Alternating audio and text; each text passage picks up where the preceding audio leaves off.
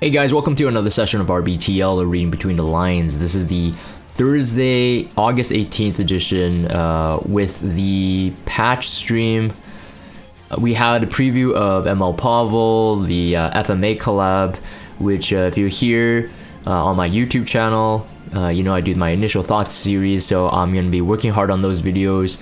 Lots of thoughts, very excited about the new heroes. I definitely think it's less underwhelming than before, or maybe one hero is like maybe a bit underwhelming, but overall something to look forward to. I'm hoping that these heroes affect the meta, whether in a good way or a bad way. I just need just looking forward to some kind of thing to stir the pot, you know, so that more things are exciting. So for this video, I'm not going to be talking about the heroes, as like I said, I will dedicate my time and videos upcoming to the initial thoughts on those specific heroes, the limited ones, and ML Pavel.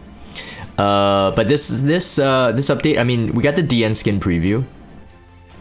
I heard the English voice, and it's kind of cheeky.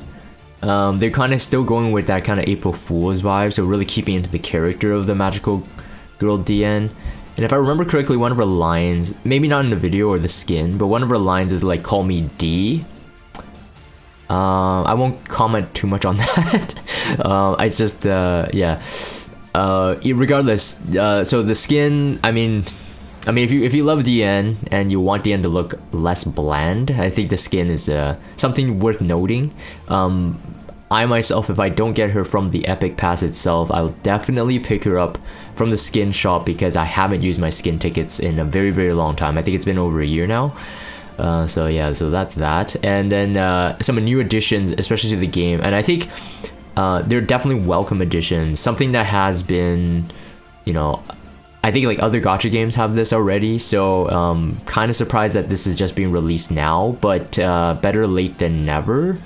And it is just access to the soundtrack, and the way they did it, in my opinion, is like very, very tasteful. So like if it took some more development time for them, you know what, it's worth it. You can actually make your own playlists, which is pretty nutty, like in and of itself to me. Obviously access to assumably all of the soundtrack within the game, and I'm hoping that the looping mechanism, like it's a endless loop, like it's not or seamless loop, and it's not like hard cut, because that would be nice, right? That would be nice to have.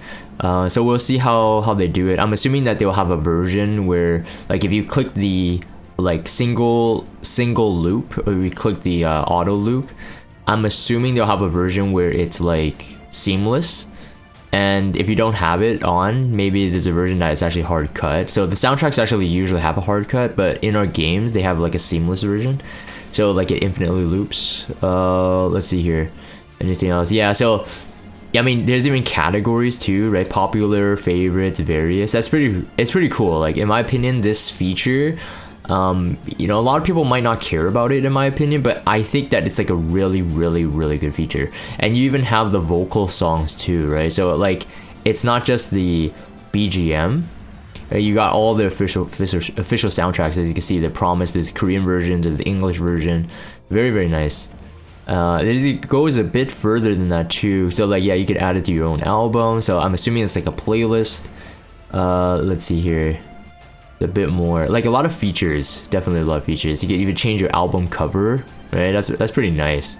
Just like little details like that really make this feature into something that's like worth noting. And then the mock battle section as well, like this took my attention too, because like this, I know a lot of players already spend time in mock battles, like either it's just like to hang out and to play long games, sometimes it's just for practice and whatnot. But like for streamers or people who are like in Discord voice chats and stuff like that, having like assuming you play with sound on, having like your own playlist, and like it just has a more inviting feel.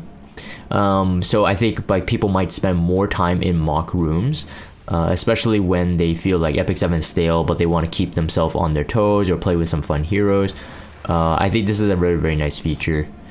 Dark Side of the Moon returns, and I am glad that it is a puzzle piece event. Like most of the time, I just feel like a lot of the side story events could be done this way, especially when it's not like one of those like our current summer ones, like not a 3-week long event where you get some gold transmit stone, but like something small and short. I just prefer not to do like 10 stages and grind it and just give us the puzzle piece thing.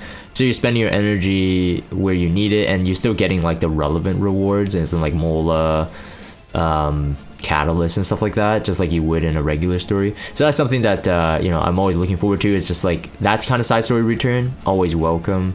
I won't talk about the gear so much because 75 return banners, honestly, cigarette doesn't really matter unless you want Cradle of Life, because you'll get at least one copy for free. And then outside of perhaps imprints for Opsig, which in my opinion is very low value anyway. Her base attack is too low, not worth. Plus with the fact that, FMA collab is just around the corner, everything is a bit baity looking.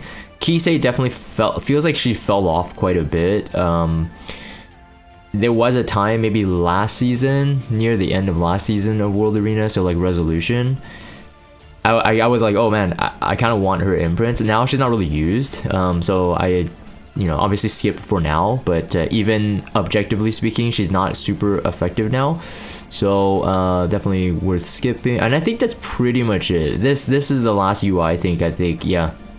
So the auto battle thing was always an interesting thing, where they had the kind of overlay on the top when it did block the boss health meter. So like it literally like said like that's one of the reasons. So this is a nice change. I always never liked that position, because like when I'm doing either a hunt video or something like that to talk about a team comp, like my muscle memory is to set it to auto run.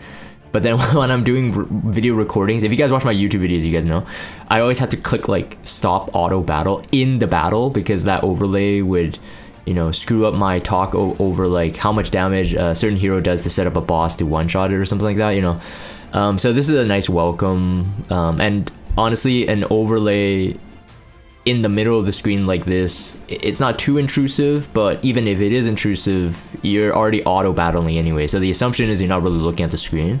So this is a good design in terms of a UI design. Anyways, that's it for this RBTL. Basically, I wanted to make this because I wanted to call out the music function, awesome, and then the hype of the upcoming videos I'm gonna be uploading, the FMA collab heroes, and then ML Pavel initial thoughts. So for this video, I'm going to end this here. If you guys have Discord, check out the Discord server, follow me on Twitter, subscribe to YouTube if you haven't, and as always, thank you guys for watching, and I'll see you guys next time.